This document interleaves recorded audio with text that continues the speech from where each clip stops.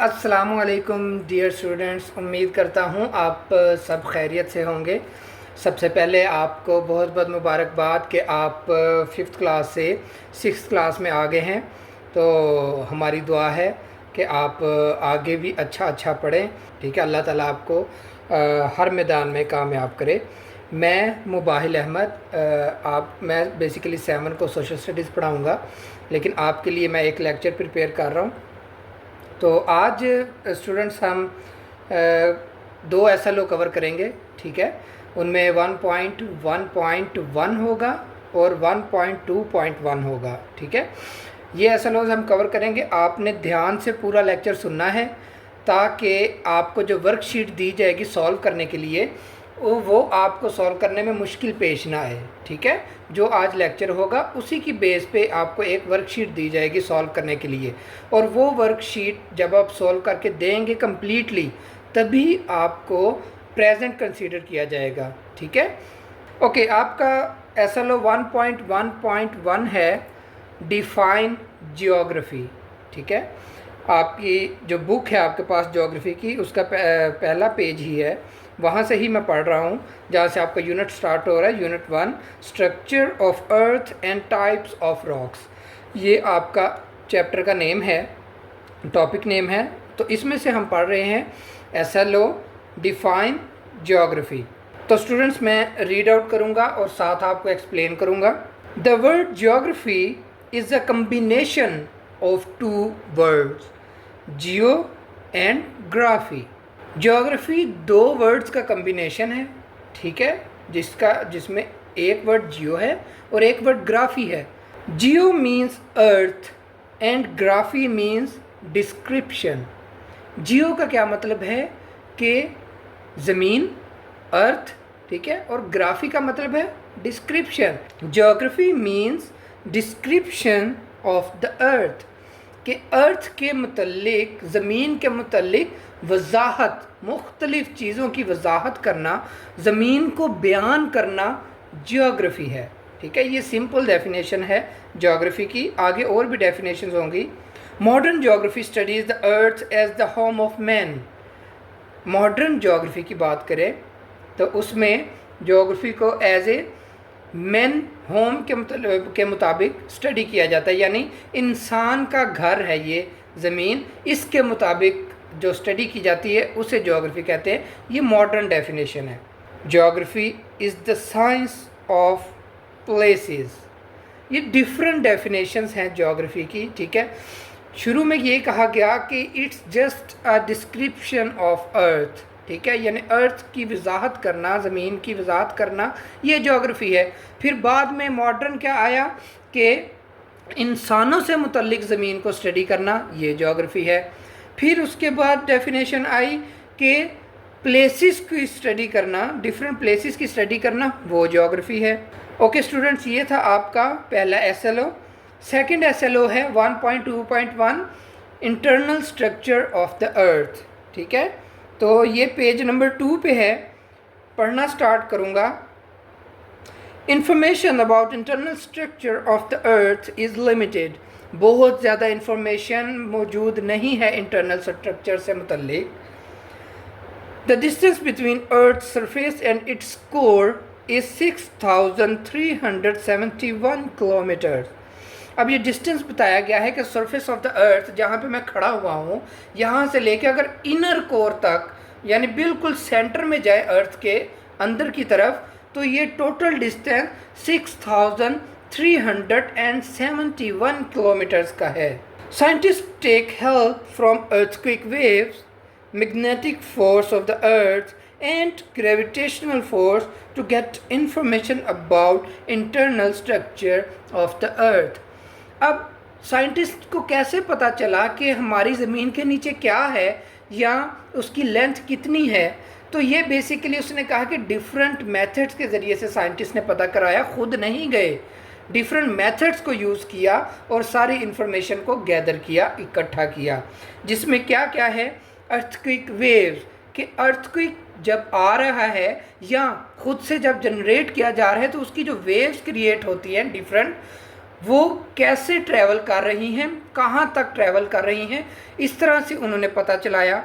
फिर magnetic forces के ज़रिए, ग्रेविटेशनल फोर्स के ज़रिए, ये डिफरेंट मेथड्स के ज़रिए से अर्थ के इंटरनल स्ट्रक्चर के बारे में पता चलाया।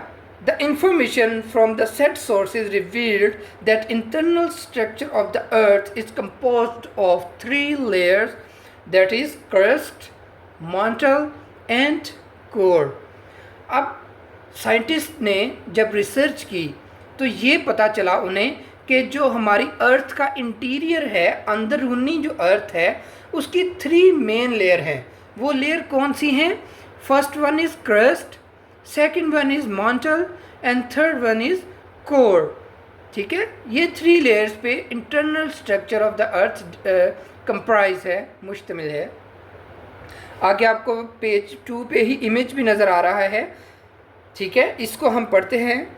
सबसे पहले earth crust, outermost part of the earth at which oceans and continents exist is known as earth crust. Earth crust किसे कहेंगे कि ये जहाँ पे मैं खड़ा हूँ, ये वाली जो लेयर है, first one layer, upper most layer, इसे क्रस्ट कहेंगे। ठीक है, अब इसके अंदर कौन सी चीज़ इंक्लूड है? आपका ओशियानिक क्रस्ट, यानी जो ओशियन का हिस्सा है जितना भी वो, और लैंड, जहाँ पे मैं खड़ा हूँ ये लैंड हिस्सा है क्रस्ट का। तो oceanic and continental crust both combine to make crust. Okay, its depth varies from about 16 kilometers to 40 kilometers due to uneven distribution of physical features on the earth. अब वो कह रहा है इसकी थिकनेस कितनी, यानी ये कितना मोटा है। ठीक है, तो वो कह रहा है कि ये डिफरेंट प्लेसेस पे डिफरेंट थिकनेस है। फॉर एग्जांपल कहीं पे 16 किलोमीटर है और 40 किलोमीटर इसके दरमियान है। क्यों? क्योंकि कहीं पे प्लेन्स हैं, कहीं पे माउंटेन्स हैं। ठीक है, तो जहाँ पे तो प्लेन्स हैं तो वो वाला हिस्सा कम मोटा है, लेकिन जहाँ पे माउंटेन आ गई तो वहाँ पे थिकनेस इंक्रीज कर जाएगी। तो इसलिए वो कह रहा है कि अर्थ का जो क्रस्ट है वो अनइवन है। ठीक है, it is further divided into 2 main parts, continental crust and oceanic crust. अब यही क्रस्ट आगे 2 पार्ट्स में डिवाइड है। पहला ओशियानिक क्रस्ट है और दूसरा कॉन्टिनेंटल क्रस्ट है। जैसे मैंने अभी पहले बता चुका हूँ आपको कि जो पानी वाला पार्ट है, जितना भी ओशियंस वगैरह मौजूद हैं, वो सारा जो हिस्सा है क्रस्ट का उसे ओशियानिक क्रस्ट कहेंगे। और वो सारा लैंड, खुश्की वाला हिस्सा जहाँ पे कंस्ट्रक्शंस हैं, होम्स हैं, हम लोग रहते हैं, वो सारा कॉन्टिनेंटल क्रस्ट कहलाएगा। उसके बाद पेज 3 है, इस पे जो सेकंड लेयर है वो है mantle. The central layer of the earth after earth crust is mantle. Second layer है mantle. Its depth is around 2900 kilometers. Depth कितनी है इसकी, यानी वो ज़मीन से जहाँ पे मैं खड़ा हूँ यहाँ से कितना नीचे है, तो वो 2900 किलोमीटर्स की डेप्थ पे है। Upper part of mantle is in molten form, whereas the lower mantle is solid. मांटल को उसने 2 पार्ट्स में डिवाइड किया है। वो कह रहा है कि जो अपर मांटल है ना, अब पहला पार्ट है मांटल का, वो मोल्टन फॉर्म में है। ठीक है, मोल्टन फॉर्म का क्या मतलब है कि ना तो वो बिल्कुल सॉलिड है रॉक की तरह, पत्थर की तरह, और ना ही वो लिक्विड है वाटर की तरह। ठीक है, वो मोल्टन फॉर्म में है। ठीक है, you can say jelly like structure है वो। ठीक है, थोड़ा सा मोटा मोटा सा है, लिक्विड लेकिन विस्कस है, थोड़ा मोटा मोटा सा है। ठीक है, तो ये मोल्टन है। और जो लोअर पार्ट है मांटल का वो सॉलिड है, लाइक रॉक। ठीक है, पत्थर की तरह वो सॉलिड है। फिर उसके बाद टेम्परेचर का उसने बताया है कि अपर मांटल का जो टेम्परेचर है वो 2000 डिग्री सेल्सियस के करीब है, और लोअर मांटल का जो टेम्परेचर है वो 3000 डिग्री सेल्सियस के करीब है। इट मीन्स कि जैसे हम डेप्थ की तरफ जा रहे हैं, टेम्परेचर इंक्रीज करता जा रहा है। Although the temperature of lower mantle is higher than the upper mantle, as I said you, but it is in solid form due to higher pressure of upper mantle and crust. अब क्योंकि temperature नीचे को बढ़ रहा है तो चीज़ों को तो लिक्विडिटी की तरफ जाना चाहिए, चीज़ों को पिघल जाना चाहिए, लेकिन जो लोअर mantle है वो सॉलिड है, उसका रीज़न क्या है कि ऊपर से अपर मांटल का जो मोल्टन फॉर्म में है उसका प्रेशर प्लस जो ऊपर क्रस्ट है उसका प्रेशर, दोनों ने मिलकर बहुत ज़्यादा प्रेशराइज किया हुआ है लोअर मांटल को, इस वजह से वो सॉलिड फॉर्म में मौजूद है। ठीक है, ओके। इसके बाद जो थर्ड पार्ट है इंटरनल स्ट्रक्चर ऑफ द अर्थ का, वो है कोर। ठीक है, it is the inner most layer of the earth. It is divided into two parts, outer core and inner core. अब वो कह रहा है कि जो अर्थ की जो थर्ड मोस्ट इंटीरियर लेयर है वो कोर है, और कोर को भी आगे दो पार्ट्स में डिवाइड किया गया है, outer core and inner core. Its upper part of outer core is liquid form and its depth is about 2250 kilometers and its temperature is about 3800 degree Celsius. अब वो कह रहा है कि जो हमने कहा कि कोर के दो पार्ट्स हैं, तो जो आउटर कोर है वो लिक्विड फॉर्म में है। ठीक है, और उसकी डेप्थ इसने कितनी बताई, 2250 किलोमीटर्स, और इसका टेम्परेचर है 3800 degree Celsius. It's lower part means inner core is in solid form and it's depth about 1220 kilometres deep. It's average temperature is about 5200 degree Celsius. ठीक है, अब इनर कोर की वो बात कर रहा है कि इनर कोर सॉलिड फॉर्म में मौजूद है, और ये कितनी डेप्थ पे मौजूद है, 1220 किलोमीटर्स की डेप्थ पे है, और इसका टेम्परेचर 5200 डिग्री सेल्सियस है।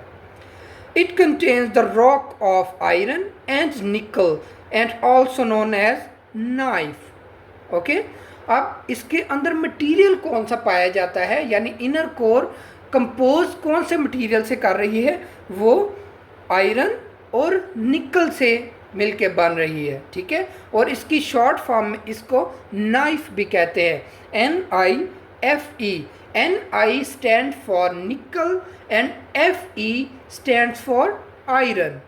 Okay students, so these are the layers of the internal structure of the earth. Okay, यहाँ पर हमारे दो SLO 1.1.1 which is definition of geography, and the second SLO 1.2.1 the internal structure of the earth यहाँ पे complete होता है। अब आपकी रिस्पॉन्सिबिलिटी है कि आपने, आई होप कि लेक्चर ध्यान से सुना होगा, अब आपको जो वर्कशीट प्रोवाइड की जाएगी आपने उसे सॉल्व करना है, और टाइमली आपने सॉल्व करके सबमिट करना है वर्क अपना, ताकि आपको प्रेजेंट में शुमार किया जाए। तो स्टूडेंट्स, पहला लेक्चर डे फर्स्ट का कंप्लीट होता है, तो इंशाल्लाह नेक्स्ट लेक्चर में आपसे मुलाकात होगी। तब तक के लिए अल्लाह हाफिज़।